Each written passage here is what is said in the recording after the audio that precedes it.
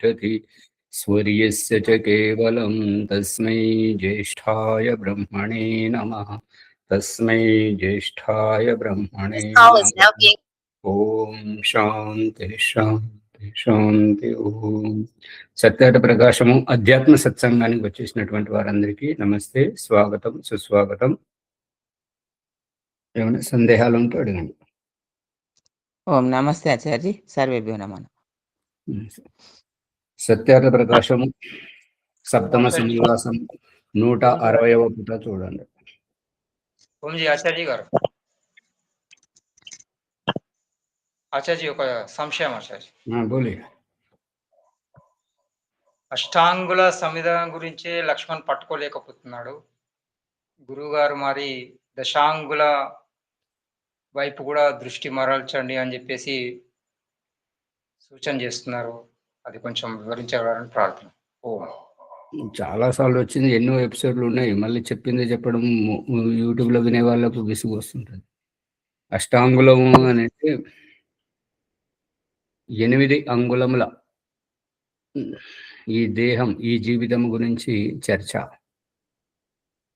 అథర్వవేద శాంతి సూక్తంలో Imani యాని పంచేంద్రియాని మనఃశిష్టాని, పంచ ఇంద్రియములు మనసుతో కలిసి 6 ఇంద్రియములు, 7వది ఆత్మ, 8వది పరమాత్మ. ఇది 8 అంగుళములు ఈ దేహంలో ఉన్నాయని చెప్పేసి దీని గురించి చర్చ వచ్చింది. ఇంకా చాలా ఎపిసోడ్లు మన దాంట్లో ఉన్నాయి. ఆర్య సమాజ ప్రచార మంచులు, దాంట్లో వెళ్ళి చూడండి. ఈశ్వరునకు అవయవరహిత ఈశ్వరుడు ఎట్లు పనిచేస్తాడు అనేటువంటి అభిప్రాయాన్ని ప్రశ్నిస్తున్నారు. ప్రశ్న: ఈశ్వరునకు శ్రోత్ర నేత్రేంద్రియములు లేకున్నా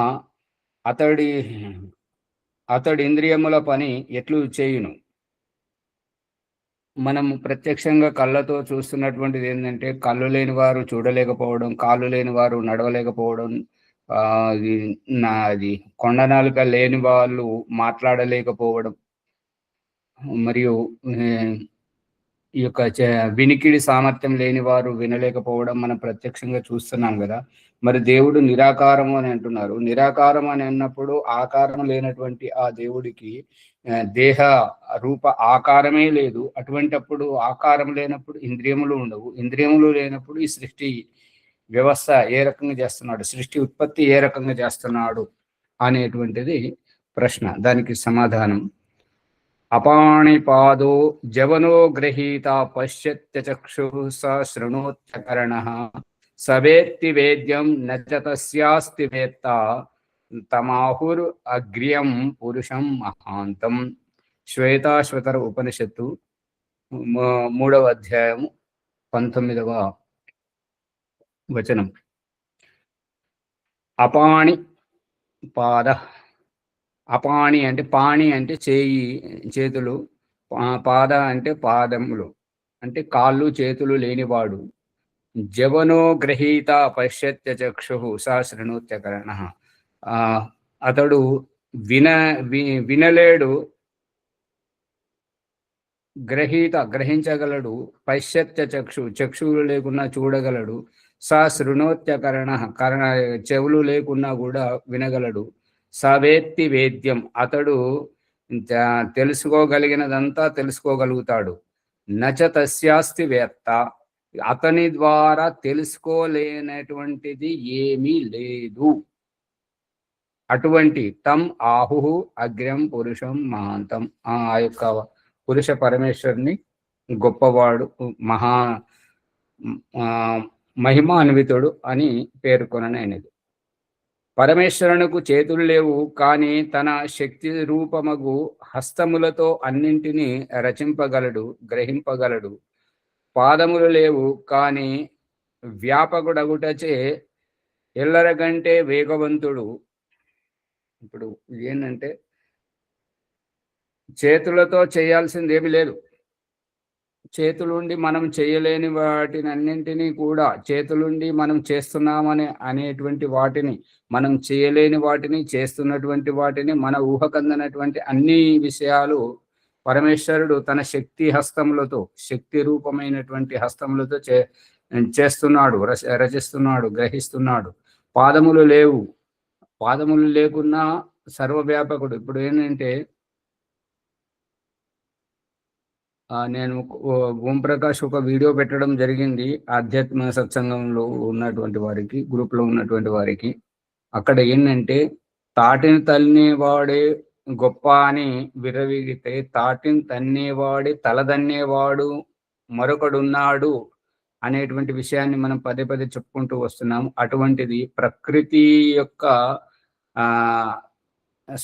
విశ్వరూపం ఏంటంటే చిన్నదానిని పెద్దది, ఆ పెద్దదాన్ని ఆ పెద్దదే, ఆ పెద్దదాన్ని ఆ పెద్దదాన్ని ఆ రకంగా చంపుకుపోతున్నట్టుగా ఆ యొక్క రహస్యం ఏ రకమైతే ఉందో, అదే విధంగా ఇప్పుడు కాళ్ళు లేకుండా అంతటా వ్యాపకమవుడు అంటే అవటం అంటే సముద్రమే భయంకరంగా ఉంటుంటది.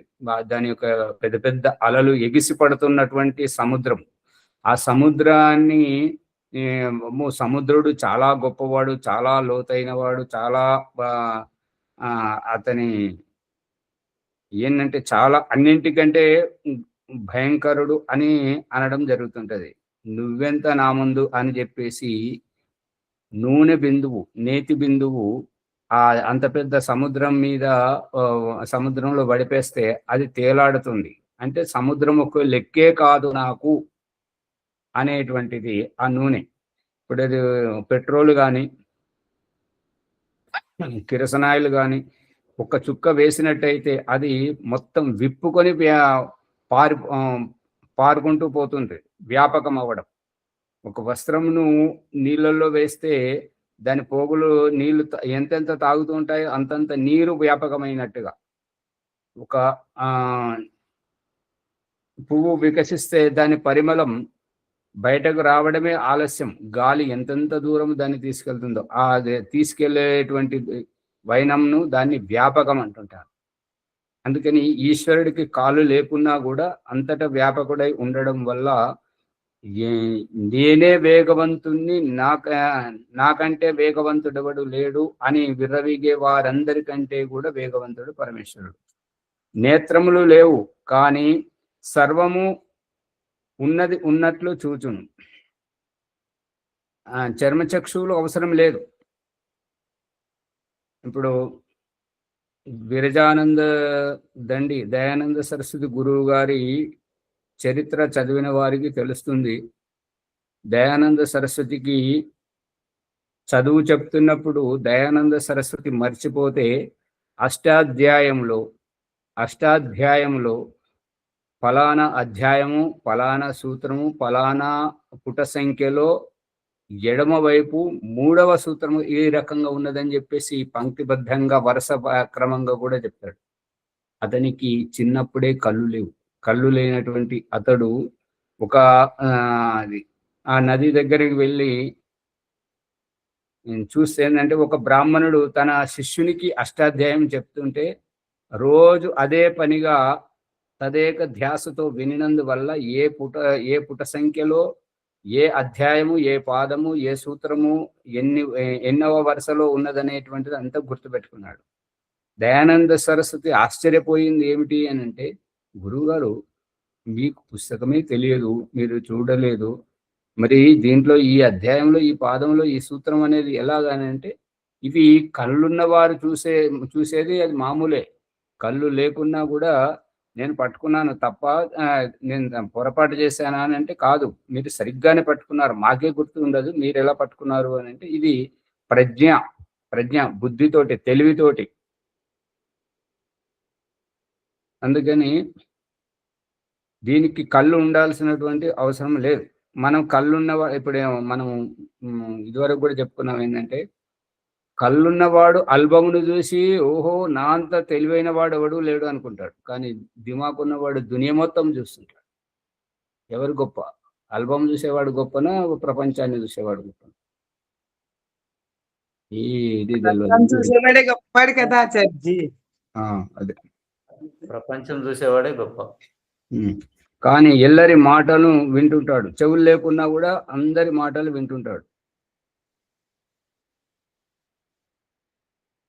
అతనికి అంతఃకరణము లేదు, కానీ సర్వ జగత్తును ఎరగజాలడు.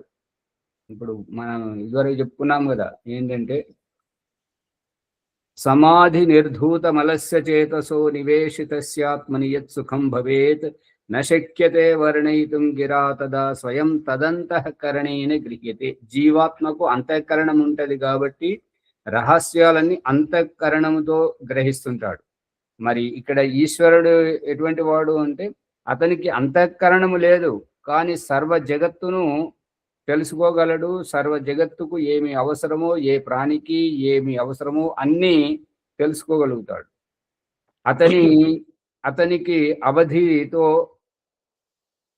ఎవరు ఎరగగలవారు లేరు. అంటే నిన్నటి ప్రకరణం అంతా అవధిలో చూడాలని మనమంతా ఊహించాం. ఈ ప్రపంచం, యావత్ ప్రపంచం అంతా హద్దులలో, రూపములో, సాకారముగా భగవంతుని చూడాలనుకొని అవస్థపడుతున్నారు.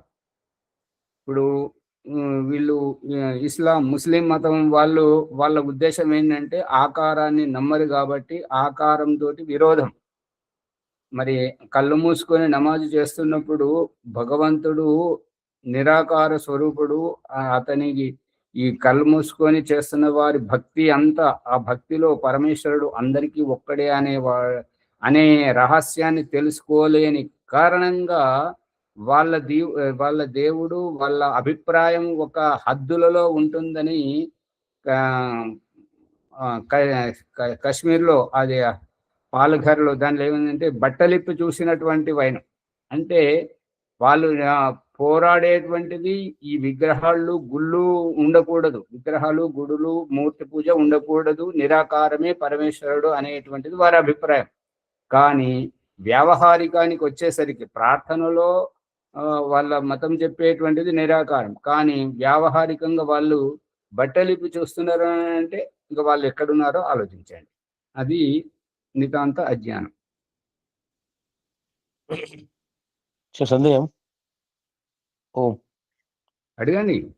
కానీ ఈ సర్వ జగత్తు నెరగజాలడు అని రాసి ఉంది, దాని అభిప్రాయం? మీ సరిగా వినబడలేదు, మళ్ళీ చెప్పండి. కానీ సర్వ జగత్తు నెరగజాలడు అని ఇక్కడ రాసి ఉంది. కలడు అని ఉన్నది. నెరగజాలడు అదే జా తీసేసేయండి అంతే. ఎరుగగలడు, ఆ జా దగ్గర గా పెట్టండి, ఆ గా ఉండాలి, ఎరుగగలడు అని ఉండాలి అంతే. అతనికి అంతఃకరణము లేదు కానీ, ఇక్కడ సూర్యప్రకాష్ గారు చూడండి, అతనికి అంతఃకరణము లేదు కానీ సర్వ జగత్తును ఎరుగగలడు అని ఉండాలి.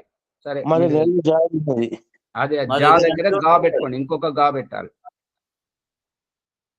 మరి ఇక్కడ మా దగ్గర ఎరగగలడనే ఉంది. అదే మరి పుస్తకాలు విడివిడిగా ఉంటాయి కదా, ముద్ర దోషం. అంతే అంతే. అతనిని అవధితో ఎవరు ఎరగగలవారు లేరు. అంటే నిన్నటి ప్రకరణం అంతా సాకార నిరాకార ప్రకరణం మనం ఏదైతే చెప్పుకున్నామో, యావత్ ప్రపంచమంతా హద్దులలో, సరిహద్దులలో, ఒక రూపములో, ఒక ఆకృతిలో చూడడానికి తహతహలాడుతున్నటువంటి పైరు. అందుకని అతనిని అవధితో ఎవరు ఎరగగలవారు లేరు,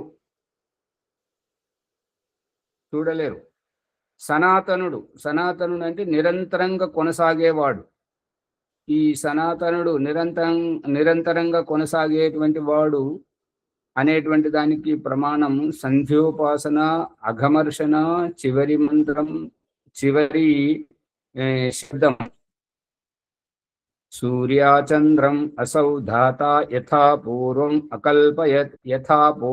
అకల్పయత్. ఇదివరకు సృష్టిలలో ఎలా చేశాడో ఇప్పుడును అలాగే చేశాడు, ఇక మునుముందు కూడా అలాగే చేస్తాడు. అంటే నిరంతరంగా కొనసాగితే అట్లా చేస్తాడా, లేదంటే ఇంకో రకంగా చేస్తాడా? నిరంతరంగా కొనసాగుతూనే దానిని సనాతనుడు అనడం జరుగుతుంది. సర్వశ్రేష్ఠుడు, ఎల్ల పదార్థములందు పూర్ణుడగుటచే పురుషుడనబడును.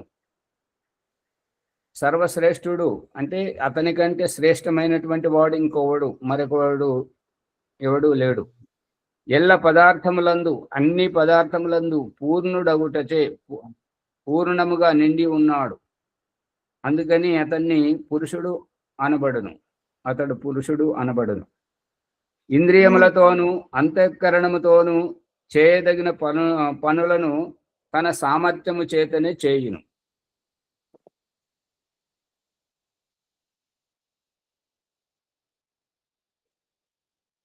అది దాని ప్రమాణం కింద వస్తున్నది, ఏ రకంగా చేస్తాడు అనేటువంటిది.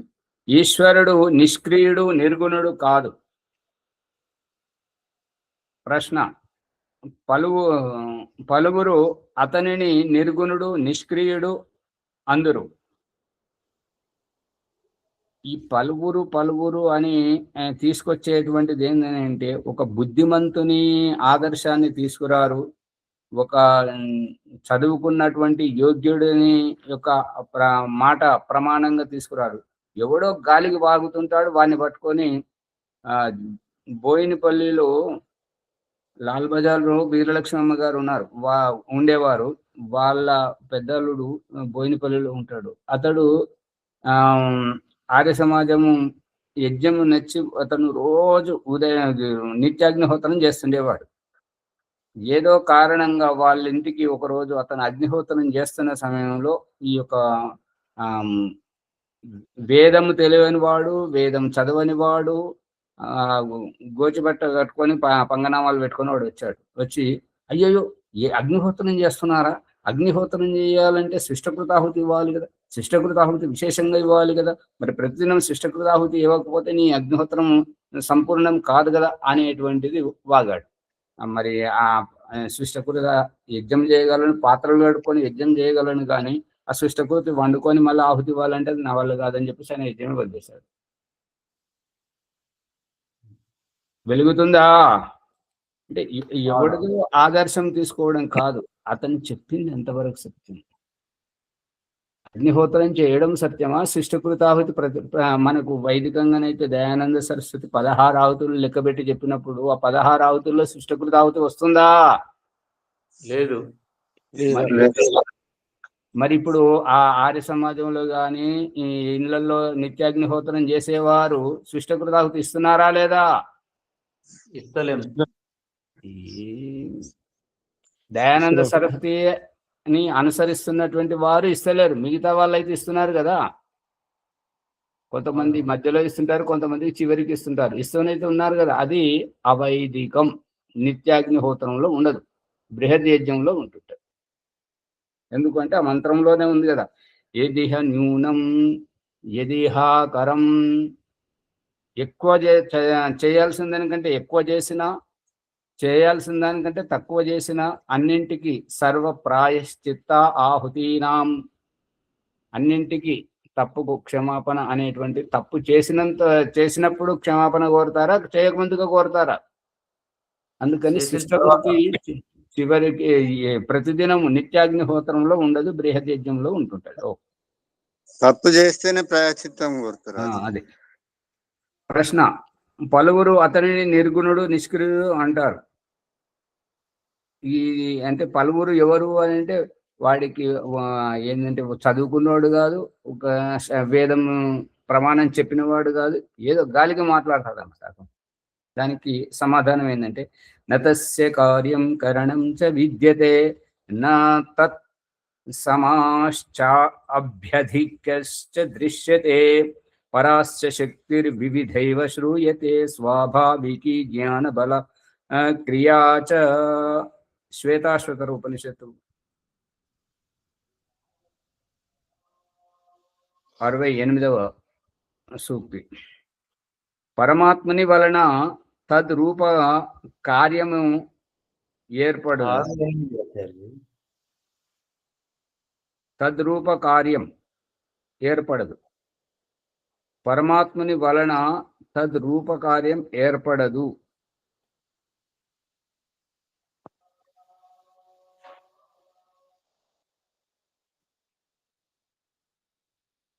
మరి వలన అనే శబ్దం ఉండకూడదు, పరమాత్ముని నుండి అని ఉండాలి. ఇప్పుడు ఇక్కడ ఉదాహరణ చెప్తున్నాడు కదా గోపిదేవ శాస్త్రి గారు బ్రాకెట్ లో, మట్టి నుండి, మట్టి వలన కాదు, మట్టి నుండి అని అన్నప్పుడు ఇక్కడ కూడా పరమాత్ముని నుండి తద్రూప కార్యం ఏర్పడదు. అంటే పరమాత్ముని వలన, పరమాత్ముని నుండి పరమాత్ముని వంటి కార్యం, పరమాత్ముని వంటి రూపము ఏర్పడదు. ఇప్పుడు ఇదే రహస్యం మన పిండ సృష్టిలో తండ్రి నుంచి, తండ్రి స్వరూపం కలిగినటువంటి సంతానం కలుగుతున్నారు కదా, తల్లి తండ్రి రూపురేఖలతోటి, అవే అలాంటి కన్నులు, అలాంటి ముక్కు, అలాంటి చెవులు, అలాంటి ముఖము, అలాంటి నోరు, అలాంటి కాళ్ళు చేతులతో పుడుతున్నారు కదా. ఆ రకంగా భగవంతుని నుండి భగవంతుని వంటి రూపము అనే కార్యం ఏర్పడదు. ఇది అభిప్రాయం. చెప్తున్నాడు కదా, పరమేశ్వరుని నుండి ఎట్టి కార్యము, చేతన కార్యము కలగదు. ఇది విరుద్ధము, ఇది సత్యము కాదు, ఇది సత్యం కాదు.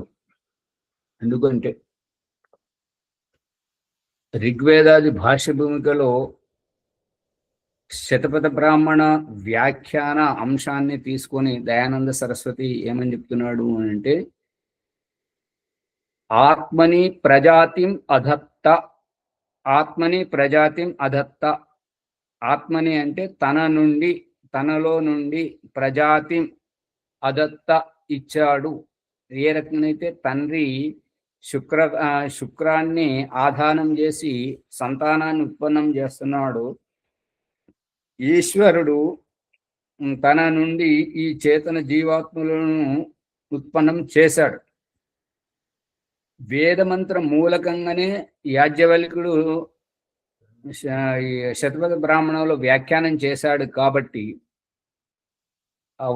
తండ్రి వలె మనల్ని అన్ని చూసుకుంటున్నాడు. కాబట్టి త్వమేవ మాతా చ పితా త్వమేవా, మాతా చ పితా త్వమేవా, పితా చ త్వమేవా, తల్లివి నీవే, తండ్రివి నీవే అని ఎప్పుడు అనగలుగుతున్నాం? మనకి ఆధారం ఎక్కడ దొరికింది అంటే అతని నుండి మనం వచ్చాము, అతని వలనే. ఇంకా మరొక ప్రమాణం, ఇప్పుడు పిండ సృష్టిలో చూసినట్టయితే ఒక డాక్టర్ తన కొడుకుని డాక్టర్ చేయాలని, టీచర్ తన కొడుకుని టీచర్ చేయాలని, పోలీసు తన కొడుకుని పోలీసు చేయాలని, ఈ రకంగా వారసత్వంగా తన సంతానాన్ని తన అడుగుజాడల్లో నడిపింపజేయడానికి ఈ ప్రపంచంలో ఏదైతే పురుషార్థం జరుగుతుందో దానికి మూలం ఋగ్వేదము 4వ మండలము 26వ సూక్తము ప్రథమ మంత్రము ప్రథమ పాదములో అహం మను అభవం సూర్యస్య కక్షాయాం ఋషిరశ్మి విప్రహ, అహం మను అభవం, నేను మనువునై ఉన్నాను. ఇది ఈశ్వరుడి యొక్క అభిప్రాయం. ఇక మనకు సందేశం ఏం చెప్తున్నాడు అంటే, మనుర్భవా జనయా, మనుర్భవ అనే నానుడి మన కరపత్రాల మీద, పుస్తకాల మీద, అన్నిట్లలో చెప్పుకుంటాం కదా. మనుష్యుడవు, మనుర్భవ, మనుష్యుడవు కమ్ము అంటే తాను మనువై ఉన్నాడు, మననశీలుడై ఉన్నాడు. కాబట్టి మనల్ని కూడా మననశీలులను కమ్మని చెప్తున్నాడు. ఎవరు ఏది, ఆ ప్రణవ్ కుమార్ గారు రాశారు కదా పాట దేంట్లోనో, ఎవరు ఏది చెప్పినా గుడ్డిగా మేము నమ్మము, మంచి చెడును లోతుగా ఆలోచిస్తామని అంటుంటారు కదా, అది దీనికి ప్రమాణం. అందుకని ఇది పరమేశ్వరుని నుండి ఈ చేతన కార్యం కలగదు అని ఏదైతే చెప్పడం జరుగుతుందో, మరి ఆ వేద మంత్రాల ప్రకారం అది సరైనటువంటి అభిప్రాయం కాదు. ఇక్కడ రాసింది.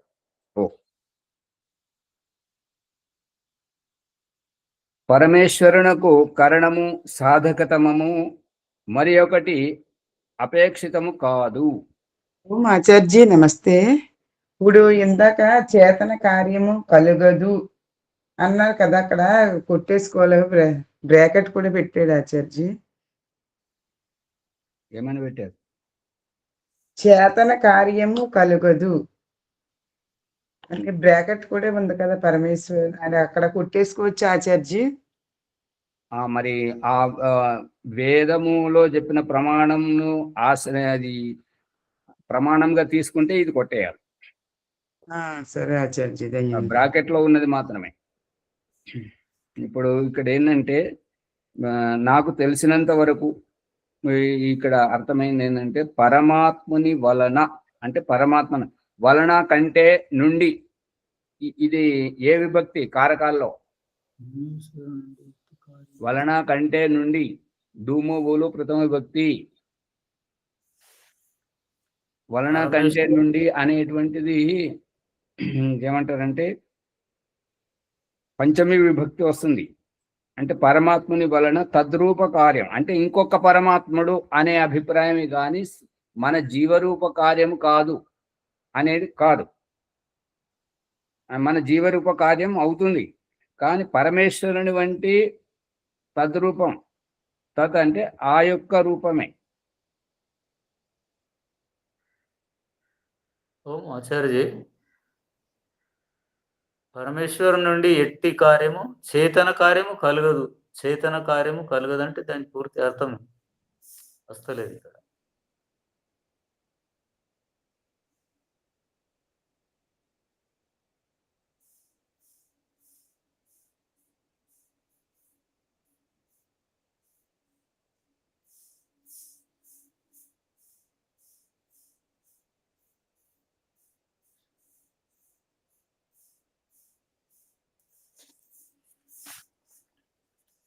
మట్టి నుండి కొండ ఏర్పడినట్లు పరమేశ్వరు నుండి ఎట్టి కార్యము చేతన కార్యం కలుగదు. ఇది స్పష్టమవుతలేదు సరిగ్గా.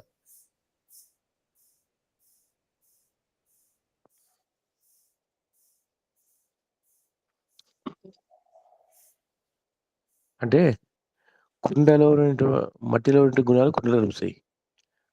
ఏ విధంగా ఉపాదాన కారణం మట్టి, కార్యము కుండ, అదేవిధంగా పరమాత్మ యొక్క ఉపాదాన కారణం వల్ల ఇంకో పరమాత్మ ఉత్తరం కాదు అని నా అభిప్రాయం కూడా. అదే మరి ఇక్కడ చేతన అనేది ఉంది చూడు, పరమేశ్వరుడి గురించి ముందు వచ్చాక మళ్ళీ కలుగుదంటే అది తప్పుగానే అనిపిస్తుంది. తర్వాత మళ్ళీ ఇక్కడ మళ్ళీ కింద కరెక్ట్ గానే చెప్పాడా? బ్రాకెట్ కరెక్ట్ ఉంది, కరెక్టే అనుకుంటానండి. దీనికి ప్రకృతి లేకుండా పరమాత్మ వలన చేతన ఇది మట్టి నుండి కొండ అవ్వదంటే అదే కదా. ఇక్కడ చేతన కార్యం కలగదు అనేది స్పష్టం కావాలి. అంటే అదే తప్పుగా ఉంది, అదే తప్పుగా ఉంది. మీరు అదే కరెక్ట్ అంటున్నారు, అది తప్పు, కిందది కరెక్ట్. పరమాత్మ లాగానే ఇంకో పదార్థం పుట్టదన్నట్టు ఉద్దేశం. మట్టి నుంచి మట్టి బొమ్మ తయారో పరమాత్మ నుంచి పరమాత్మ ఇంకో ఉత్పన్నం కాడు. ప్రకృతి సహాయం లేకపోకుండా చేతనానికి వ్యక్తంగా అయ్యే అవకాశం లేదు కదా, అది అనుకుంటున్నా. అదే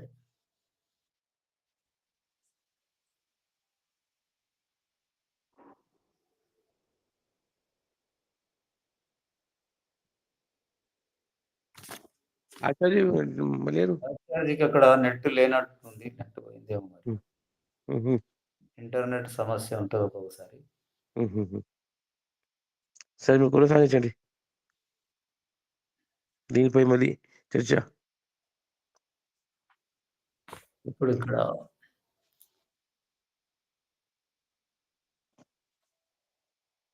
పరమాత్ముని వలన తద్రూప కార్యం ఏర్పడదు, ఇది ఒక పదం.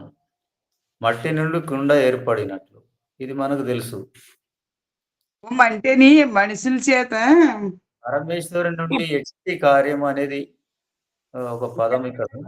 ఇక్కడ ఏమిటంటే మనిషి జన్మెత్తాడు కదా, పరమాత్ముడు జన్మెత్తాడు కదా, మనుషులు చేసే కర్మలకు కొన్ని వాటికి పరమేశ్వరుడే ఆధీనమై ఉన్నాడు కదా. అంటే సొంతంగా మనం చెడు కర్మలు చేయాలి అంటే ఇప్పటమైతే చాలా దూరం వచ్చేస్తుంది. మళ్ళీని ఇక్కడ ఏంటంటే మనిషిలాగా చేయడు, ఇంతే అర్థం. ఇక్కడ పరమేశ్వరుడు మనిషిలాగా చేయడు అని. అంటే పరమేశ్వరు నుంచి ఇంకో పరమేశ్వరు ఉత్పన్నం కాడు. అది ఆకారం లేదు, ఇక్కడ మనిషికి అయితే ఆకారం ఉంది, అక్కడ ఆకారం లేదని. అది అది విభావం అంతరేమని అది కొట్టేయాలండి, కిందదే కరెక్ట్. కొండకాడ నుంచి ఇదంతా వచ్చింది అక్కడి నుంచి కరెక్ట్. దానికి అంతటికే ఆధారభూతం పరమేశ్వరుడు కాబట్టి అది కరెక్ట్. ఈ ఇక్కడ మూడు కొట్టేయాలండి. నాకు అర్థమైంది ఏంటంటే చేతన కార్యం కలగదంటే జీవాత్మ కూడా సనాతనంగానే ఉంటుంది కదా,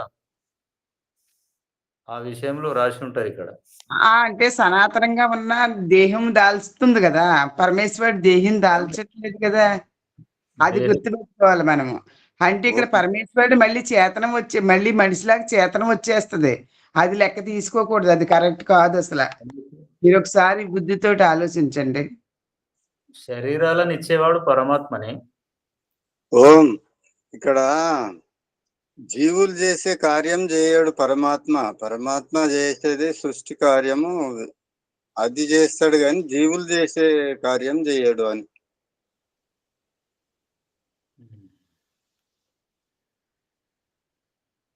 కావచ్చు మరి, బహుశా అది భీమరావు గారు చెప్పినట్టు కొంచెం దగ్గరగా ఉంది అది సంబంధం.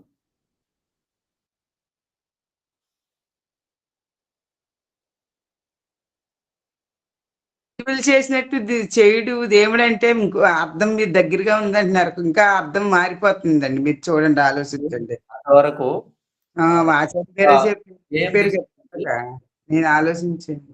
పరమాత్మ విషయంలో, సృష్టి విషయంలో ఎవరికైనా ఒక గేయము దానికి సంబంధంగా ఉంటే గేయం పాడాలని మనవి, ఆచార్య గారు వచ్చేవారు.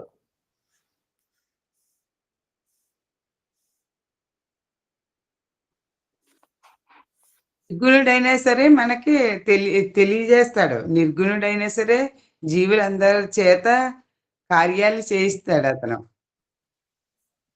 ఒక కొండ ఉందంటే ఆ కొండకు మట్టి కారణం పరమేశ్వరుడు, ఆ మట్టి తయారు చేసేదేమో కుమ్మరి కదా. అలాగే ఇక్కడ భగవంతుడే చేతనము, పరమేశ్వరుడు. అవును, ఒక గేయం తీసుకోనండి ఎవరన్నా మరి. ఏమో దాని గురించి ఏమంతగా రాజమణ్యమ్మ గారు ఉన్నారు కదా, రాజమణ్యమ్మ గారు ఒక పాట పాడండి మంచిది. అమ్మ ఇక్కడ అదే అన్నయ్య, ఇది మరి ఇట్లుంది అంటే తీసుకోవన్నా మరి ఏదోటి. తీసుకోనండి. బ్రహ్మ పరాత్పర సృష్టి విదాయక యజ్ఞ స్వీకార శాంతి ఫలదాయక. బ్రహ్మ పరాత్పర సృష్టి విదాయక యజ్ఞ స్వీకారక శాంతి ఫలదాయక. జన్మరహితుండవై నీవు జన్మలను నొసగినావు, ఆకృతియే లేని నీవు ఆకారము మాకిచ్చినావు. జన్మరహితుండవై నీవు. ఓం. కరెంటు పోయింది, నెట్ బంద్ అయింది. పరమేశ్వరునికి ఆకారము లేదు. పరమేశ్వరుడు తన వంటి ఆకారంను సృష్టించలేడు, తన వంటి ఆకారంను సృష్టించలేడు. కానీ జీవాత్మలకు జన్మనివ్వగలడు, ఈ యొక్క కర్మఫలాన్ని అనుభవింపజేయగలడు. ఇది ఈశ్వరుని యొక్క వ్యవస్థ. తన వంటి ఈశ్వరుని తాను ఎవరైనా కూడా సంతానానికి అనేటువంటి తండ్రి తన వంటి సంతానాన్ని కనలేడు. ఎంతో కొంత దేవుడు చూపిస్తున్నాడు ఏంటంటే, చేతికున్న 5 వేళ్ళే ఒక రకంగా లేవు, ఒకే విధంగా లేవు. అందుకని అందరూ ఒకే రకంగా ఎలా ఉంటారు అనేటువంటిది అభిప్రాయం.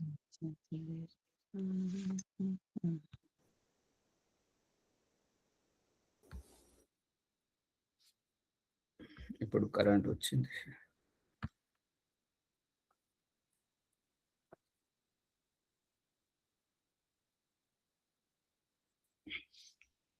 ఇంకేమైనా సందేహం ఉంటే అడగండి ఇదే విషయంలో.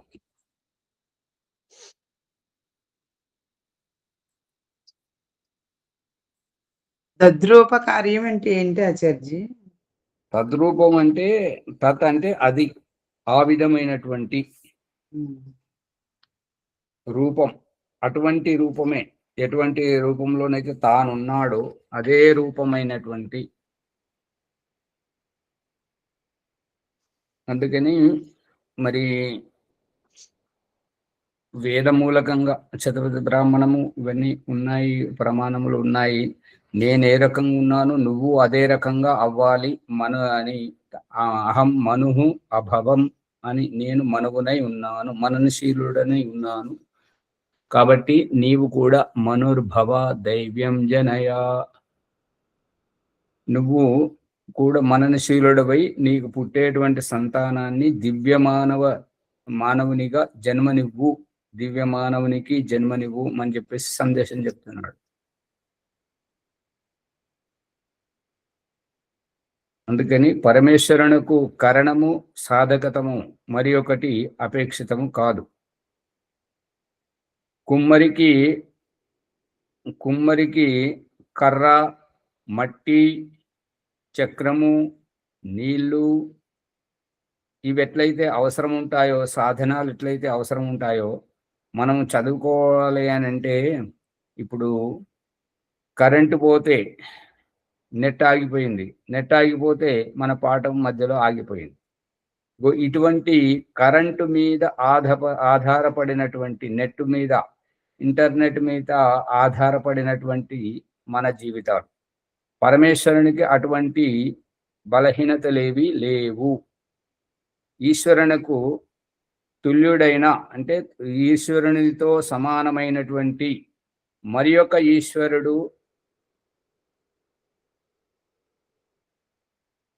ఈశ్వరునకు తుల్యుడైన వాడు కానీ అధికుడు కానీ లేడు. అంటే ఈశ్వరునితో సమానం కానీ ఎక్కువ అయిన వాడు కానీ ఎవడు లేడు. అతనిలో సర్వోత్తమ శక్తి, అనంత జ్ఞానము, అనంత బలము, అనంత క్రియయు ఉన్నవి. అందుకే గొప్పవాడు కాబట్టి అన్ని మనకంటే మన ఊహకందనటువంటి శక్తి సామర్థ్యములు పరమేశ్వరునిలో ఉన్నవి. మనము ఏ రకంగానైతే మనం శక్తి లేకపోతే ఒక బరువును లేబట్టడానికి, లేదంటే కొంత దూరం నడవాలంటే ఏ రకంగానైతే అమ్మో నాకు చేత కావట్లేదని మనం ఎట్లయితే అంటుంటామో, అటువంటి బలహీనతలు భగవంతుడిలో లేవు. అదియో స్వాభావికం. మనదైతేనేమో అన్నం తింటే మనకు శక్తి వస్తుంది, విశ్రాంతి నిద్రపోతే మనకు మంచి శక్తి వస్తుంది, మలమూత్ర విసర్జన చేస్తే మనకు మంచి స్ఫూర్తి వస్తుంది. ఆ విధంగా భగవంతుడికి ఇటువంటి బలహీనతలు లేవు. అతడు ఎప్పుడూ సర్వశక్తిమంతుడు, సర్వజ్ఞుడు. అనగా అతనిలో సహజ శక్తి ఉన్నట్లు మనము గ్రహించాలి. పరమేశ్వరుడు నిష్క్రియుడైనచో జగతుత్పత్తి, స్థితి, ప్రళయములు చేయజాలడు. మరి ఇవి ఎలా జరుగుతున్నాయి అని గ్రహించాలి. అందుకని ఎవరైతే ఏదైతే నోటికి ఏదొస్తే అది వాగుతుంటారో వాళ్ళ మాటలను పట్టుకొని ఇప్పుడు మన ఈ ఆన్లైన్ తరగతిలో ఇప్పుడు చూస్తున్నాం కదా, ప్రణవముని గారు యజ్ఞం చేయిస్తూ ఏమని చెప్తున్నారు అని అంటే, నేను వారం రోజులు కామారెడ్డిలో ఈ విధంగానే చేశాను, ఇందులో ఏదైనా పొరపాటు ఉంటే చెప్పండి అంటే, వారు చెప్పిన దాంట్లో పొరపాట్లు ఓం ప్రకాష్ సవరిస్తే ప్రణవముని గారిని సవరించట్లేదు, కామారెడ్డి గురుకులంలో చెప్పినటువంటి ఆ వ్యవస్థను సవరించినట్టు అవుతుంది. అది ఎంత పెద్ద తప్పో చూడండి. అర్థమవుతుందా? ఇక్కడ మనం ఏవైతే చేస్తున్నామో సంవత్సరాల తరబడి చేస్తున్నటువంటి దాన్ని వదిలేసి వారం రోజులు పోయి నేను అక్కడికి వెళ్ళి అక్కడ చేయించాను, అదే ఇక్కడ చేయించాను, దీంట్లో తప్పులుంటే సవరించండి అని అన్నాడా లేదా రాజమణమ్మ గారు? అన్నాడు. మరి అట్లా అది చేయకూడదు అన్నట్టుగా. ఏం మాట్లాడుతున్నారో తెలియదు, ఏం చేస్తున్నారో తెలియదు. కాకపోతే అది విడిగా అడగాలి. అట్లా అక్కడ ఇలా చేయించాలి, అక్కడిది మళ్ళీ తెలుసుకోవడం మంచిది కానీ అమ్మగారు అక్కడిది సవరించడానికి మనకేం అధికారం ఉంది, సవరింపజేయడానికి మీకేం అధికారం ఉంది? లేదు. వాళ్ళకు ఇష్టమైతే వాళ్ళకు ఆ తగినటువంటి విద్వాంసులను పిలిపించుకొని వాళ్ళు ఏర్పాటు చేసుకుంటారు కదా. మరి అందుకని అటువంటిది చేయకపోవడం మంచిది. ఒకరి వ్యక్తిగతంగా వ్యక్తిత్వంలో వేలు పెట్టడం అది బుద్ధిహీనత. అది అందుకని అది చేయదు. పరమేశ్వరుడు నిష్క్రియుడై పరమేశ్వరుడు నిష్క్రియుడైతే ఈ జగత్తు ఉత్పత్తి ఎలా చేస్తున్నాడు, దాన్ని ఏ రకంగా సంరక్షణ చేస్తున్నాడు, చివరికి ప్రళయం ఏ రకంగా చేస్తాడు, ఇవన్నీ క్రియా వ్యవహారం ఉన్నది కదా. అతడు నిష్క్రియుడైతే మనం తప్పు చేయబోతున్నప్పుడు వద్దు, ఇది చెయ్యొద్దు, నీకు తలవంపులు వస్తాయి, సామాజిక నేరం అయితే పోలీసులు పట్టుకుపోతారు, జైల్లో పెడతారని మనకు భయపెట్టిస్తున్నాడు కదా, బుగులు పట్టిస్తున్నాడు కదా, హెచ్చరిస్తున్నాడు కదా. అదే మంచి చేయాలనుకున్నప్పుడు ఉత్సాహపరుస్తున్నాడు కదా, ఉల్లాసపరుస్తున్నాడు కదా, ఆనందపరుస్తున్నాడు కదా, పరవశింపజేస్తున్నాడు కదా. మరి నిష్క్రియుడు ఎట్లా అవుతాడు? కావున అతడు విభువు. అందుకని అతడు విభు అంటే సర్వవ్యాపకుడు, అంతా తెలిసినవాడు. అయినను చేతనుడగుటచే అతని యందు క్రియయు ఉన్నది. చేతనుడైనందున అతని యందు క్రియ ఉన్నది కాబట్టి చేస్తున్నాడు. ప్రకృతి యందు క్రియలు కలిగించి క్రియావంతుడగుచున్నాడని భావం. అంటే ప్రకృతి యందు అంటే ఇప్పుడు పెన్నుతో రాయాలి. ఇప్పుడు మనము ఆన్లైన్ తరగతి చెప్పుకోవాలి అని అంటే మనకు విద్యుత్ కావాలి. ఈ యొక్క ల్యాప్టాప్లో, సెల్ ఫోన్లో, ట్యాబ్లో ఇది ఏంటంటే ఏమంటారు, ఛార్జింగ్ కావాలి, విద్యుత్ ఉండాలి, ఇంటర్నెట్ సౌకర్యం ఉండాలి. అప్పుడే కానీ మనకు లింక్ కూడా దొరకాలి. అవన్నీ కలుపుకుంటే అప్పుడు మనకు ఇది చేయగలుగుతుంటాం. పరమేశ్వరునికి అవేవి అక్కర్లేదు. ప్రశ్న: పరమేశ్వరుడు క్రియ ఎనర్చున్నప్పుడు ఆ క్రియ అంతయు కలదై ఉండునా లేదా? పరమేశ్వరుడు క్రియ ఎనర్చున్నప్పుడు ఆ యొక్క క్రియ అంతయు అంతం కలదా? అంతం అంటే ముగింపు. ఏదైతే క్రియ చేస్తున్నాడో దానికి ముగింపు ఉంటుంటదా, ఉండదా? అంతము అంటే ముగింపు. కలదై ఉండునా లేదా అని అడుగుతున్నాడు ప్రశ్నకర్త. దానికి సమాధానం ఏమిటంటే, ఎంత దేశ కాలములలో క్రియ ఒనర్చుట ఉచితమని పరమేశ్వరుడు ఎంచును అంటే గుర్తించును, అంత దేశ కాలములలో క్రియ ఒనర్చును. ఎక్కువ గాని తక్కువ గాని చేయడు. అతడు విద్వాంసుడు కదా. ఎంత కాలంలో, ఏ పరిస్థితిలో, ఏ వ్యవస్థలో ఎంతైతే క్రియ చేయాలని అనిపిస్తుందో పరమేశ్వరుడు అంత కాలంలో క్రియ చేస్తుంటాడు. ఇప్పుడు ఏంటంటే, ఇప్పుడు మనము ఈ బ్రహ్మ ముహూర్తంలో ఎంతకాలం ఉంటుంటాము ఈ రకంగా ఆన్లైన్లో, కొంత మనం నిర్ధారించుకున్నటువంటి ఒక అరగంటనేమో ప్రాణాయామాలు, పూర్వాభ్యాసము, ఆ తర్వాత ఇంకొక గంట సేపు ఈ యొక్క సత్యార ప్రకాశం. ఇంతే ఉంటామా, ఇంకా మొత్తం దినమంతా ఉంటామా? అది అందుకని ఎంత కాలం ఉండాలో అంత కాలమే. అంతే. మరి సమయం అత్యతం అయిపోతుంది కాబట్టి దీన్ని ఇక్కడ విరింపజేద్దాం. మధ్యలో విద్యుత్. ఆచార్య నమస్తే. ఆన్లైన్ లో క్లాసులు వినకూడదు ఆచార్జీ? ఎవరన్నారు వినకూడదని? అది ఎవరో ఒకరా అంటుంటే ఆ సమాధానం చెప్పండి. ఇందాక సమాధానం వచ్చిన తర్వాత ప్రశ్న వేస్తుంటారు. ఇందాక చెప్పింది ఏంటి? అదే దాని గురించే కదా. ఎవరో ఏదో అన్నారని చెప్పేసి మన భావాన్ని వదులుకోకూడదు. ఇప్పుడు ఇదే అజ్ఞానము దేవుముని గారిలో ఇది వరకు వచ్చింది రండి కొంతవరకు చెప్పేవారు. ఇప్పుడే మొదట ఏమన్నారంటే, ఆన్లైన్ కాదు, నాకు ఆఫ్లైన్ కావాలి, ఆఫ్లైన్ ఎదురెదురుగా గురుముఖంగానే నేర్చుకోవాలని చెప్పేసి అనేవారు. ఇప్పుడు ఆ విషయం అర్థమైంది. ఇప్పుడు వస్తున్నారు చెప్పడం, నేర్చుకుంటే అది కూడా వస్తుంది వారికి. చెప్పండి భీమరావు గారు.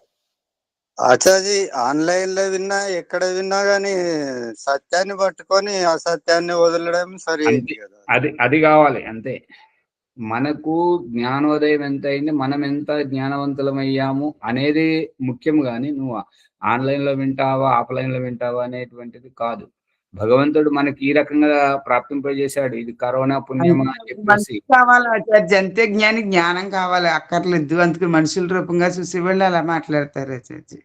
మరి రేడియోలు, టేప్ రికార్డులు, రికార్డింగ్లు, యూట్యూబ్లో అదంతా ఇంకొకరు చేసి పెట్టిందే కదా వినడం. ఇదైతే లైవ్లో జరుగుతుంది. అందుకని మా జ్ఞానము సంపాదించాలి. ఏ రకంగా మనకు వస్తుందనే కానీ వస్తుందన్నది ముఖ్యం కాదు. మనకు జ్ఞానం వచ్చిందా లేదా, మనకు కళ్ళు తెరిసామా లేదా, అంతవరకే. అంటే అజ్ఞానంలో ఉన్నప్పుడే కదా ఆ ప్రశ్నలు వస్తాయి ఆచార్య. అలా మాట్లాడు. ఆన్లైన్ ద్వారా ఉపయోగం ఏంటంటే, లాభం ఏంటంటే చాలా మంది ఆహా, వరకు చేరగలరు. అది కాదు. దాని వెనుక ఉన్న రహస్యం ఏంటంటే చూసే గాడిద మేసే గాడిదని చెడగొట్టిందంట. ఆ, అది ముఖ్యమైన విషయం. ఒకళ్ళ అజ్ఞానంలో వంతాసు పాడుతున్నారు ఆచార్య. మరి చూసే గాడిద మేసే గాడిదని చెడగొడుతుంది. అంతే అండి. అది నిజమైన విషయం ఆచార్య. సరే, మీరు వారి మాటలు వింటే, మీరు మానుకుంటే మీరు కూడా గాడిదలు అయిపోతారు. మరి అది గుర్తుపెట్టుకోండి. మీరు ఓం గాడిదలు ఆచార్య విన్నగా ఆచార్య ఎవరి విషయం. అనాల్సి వస్తున్నది. మరి వాడు చెడగొడుతున్నాడు. తనైతే ఎట్లాగూ చెడిపోయాడు, తను ఎట్లాగూ దూరంగా ఉన్నాడు, వాడికి అదృష్టం లేదు. మనల్ని మనం బాగుపడితే అతడు ఓర్వలేకపోతున్నాడు కాబట్టి మనల్ని చెడగొడుతున్నాడు. అవును, ఓ నమస్తే. అంటే ధన్యవాదాలు. చెప్పండి ఈనాటి శుభమ్మ గారు, ఏమైనా చెప్పాలా? నమస్తే ఆచార్య. ఏం లేదు. నమస్తే అమ్మా. నమస్తే. సరే ఈనాటి ప్రభాకర్ గారు ముందుకు తీసుకెళ్ళండి. ఓం. ఈరోజు ఎపిసోడ్ ద్వారా మనం పరమేశ్వరుడు అవయవ రహిత పరమేశ్వరుడు ఎలా పనిచేస్తున్నాడు అనే సందేహాలకు ఎంతో లోతైన అర్థాలను తెలుసుకున్నాం.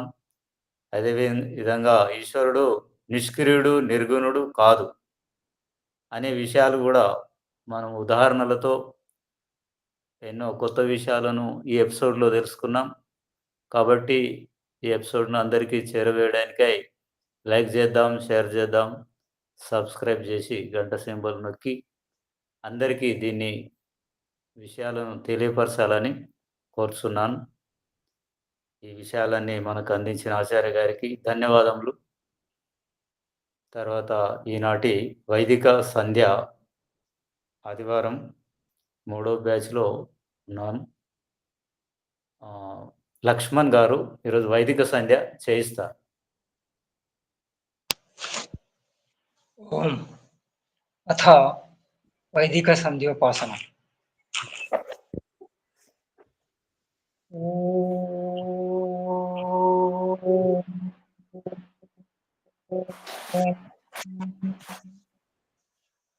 ఓం అమృతోపసరణమసి స్వాహా. ఓం అమృతా అపిధానమసి స్వాహా. ఓం సత్యం యశః శ్రీర్మయి శ్రీః శ్రేతాం స్వాహా. ఓం షన్నో దేవీరభీష్టయా ఆపో భవంతు పీతయే శయ్యోరభిస్రవంతు నః. ఓం వాక్ వాక్. ఓం ప్రాణః ప్రాణః. ఓం చక్షుశ్చక్షుః. ఓం శ్రోత్రం శ్రోత్రం. ఓం నాభిః. ఓం హృదయం. ఓం కంఠః. ఓం శిరః. ఓం బాహుభ్యాం యశోబలం. ఓం కరతల కరపృష్ఠే. ఓం భూః పునాతు శిరసి. ఓం భువః పునాతు నేత్రయోః. ఓం స్వః పునాతు కంఠే. ఓం మహః పునాతు హృదయే. ఓం జనః పునాతు నాభ్యాం. ఓం తపః పునాతు పాదయోః. ఓం సత్యం పునాతు పునః శిరసి. ఓం ఖం బ్రహ్మ పునాతు సర్వత్రా. ఓం భూః. ఓం భువః. ఓం స్వః. ఓం మహః. ఓం జనః. ఓం తపః. ఓం సత్యం.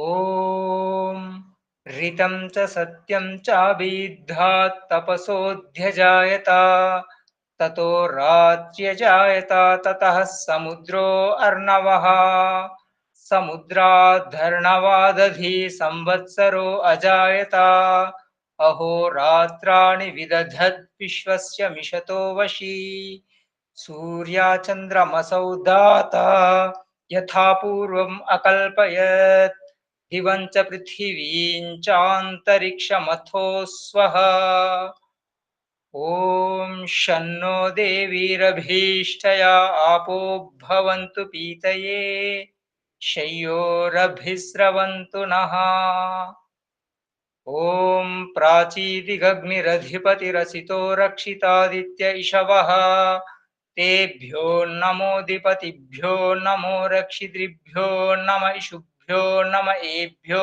अस्तु योऽस्मान् द्वेष्टियं वयं द्विष्वम्भोजं भेदद्मः दक्षिणादि इन्द्रोऽधिपतिः स्थिरश्चिराजिरक्षिता पितर इषवः तेभ्यो नमोऽधिपतिभ्यो नमो रक्षितृभ्यो नम इषुभ्यो नम एभ्यो अस्तु योऽस्मान् द्वेष्टियं वयं द्विष्मस्तम्भोजं भेदद्मः प्रतीचीदिग्वरुणोऽधिपतिः प्रिदाकुरक्षितान्नमिषवः तेभ्यो नमोऽधिपतिभ्यो नमो रक्षितृभ्यो नम इषुभ्यो नम एभ्यो अस्तु योऽस्मान् द्वेष्टियं वयं द्विष्मस्तम्भोजं भेदद्मः उदीचीदिक्सोमोऽधिपतिः स्वजो रक्षिताः शनिरिषवः तेभ्यो नमोऽधिपतिभ्यो नमो रक्षितृभ्यो नम इषुभ्यो नम एभ्यो अस्तु योऽस्मान् द्वेष्टियं वयं द्विष्मस्तम्भोजं भेदद्मः